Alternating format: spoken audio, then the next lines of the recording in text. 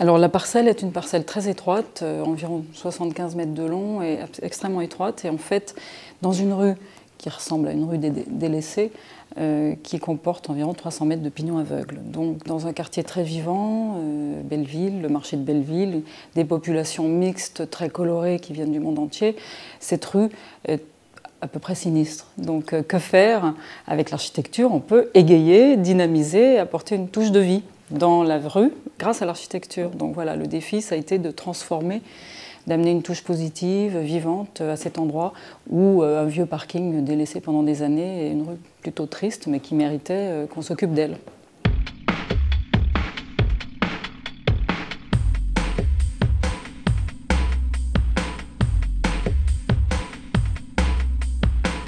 Je pense que la singularité a été d'apporter une touche de vie, de couleur dans une rue au pignon aveugle de 300 mètres, en fait, d'amener de la vie par la matière, par l'architecture.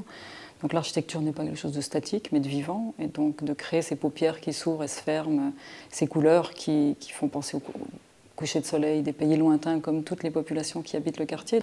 Et ensuite, à l'intérieur, la singularité était de tirer parti de la parcelle très longue et très étroite, en se branchant sur les bâtiments voisins, pour être un petit peu dans le profil haussmannien parisien et s'insérer dans le tissu parisien, mais de créer un jardin un petit peu à la manière des jardins des petites cours intérieures du 11e. Donc en fait, on a cette impression de luxe et d'espace dans un bâtiment assez simple, mais avec peu de moyens. Je pense qu'on essaie de faire beaucoup de choses avec peu, faire plus avec moins.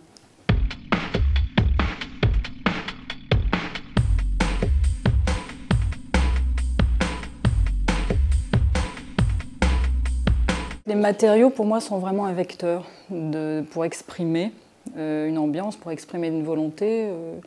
La volonté était de ramener de la vie, des touches de couleurs. Donc des touches, j'ai pris les couleurs du quartier, le rouge chinois, enfin voilà, les bordeaux de Paris, les briques, des briques parisiennes. Donc j'ai pris les couleurs aussi des fenêtres de l'ancien parking, enfin les menuiseries, qui étaient bordeaux. L'acier est venu naturellement en fonction de l'idée de la paupière et de la couleur. L'acier est le plus souple pour pouvoir à la fois apporter la couleur, faire des volets qui s'ouvrent et se ferment et qui expriment les paupières des étudiants qui dorment ou qui travaillent. Donc ce n'est pas un choix de l'acier en soi, c'est juste un vecteur d'expression. La matière est un des matériaux d'expression plastique. Et les coursives en béton brut avec des empreintes au sol, comme le jardin, c'est-à-dire qu'on a un jardin vertical. Donc les plantes du rez-de-chaussée, elles s'impriment dans le béton sur chacune des coursives avec à chaque niveau une plante qui exprime un continent, parce les étudiants viennent des 5 continents.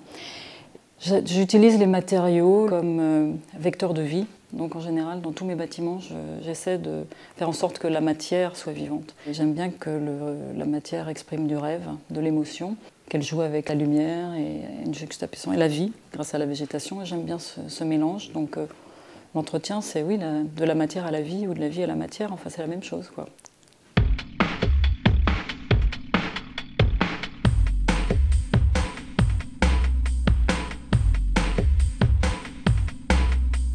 À l'intérieur, on a une ambiance beaucoup plus calme, plus zen, parce qu'en fait, une chambre elle est faite pour travailler quand on est étudiant, se reposer, faire la fête. Mais bon, on n'a pas envie d'une ambiance prédéterminée chez soi. Donc en fait, j'ai fait des murs volontairement assez neutres pour que les étudiants puissent mettre tout ce qu'ils voulaient dedans. Et donc on est en béton brut ou en placo, peint, peinture blanche, et du bois, du contreplaqué bouleau.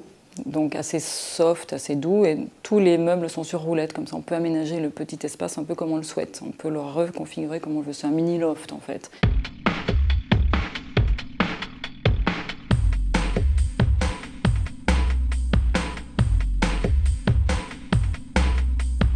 La vibration de la couleur, mouvement des paupières, insertion urbaine, zénitude, être transporté ailleurs, mais en même temps bien ici, là, à Paris, dans cette rue, près de Belleville.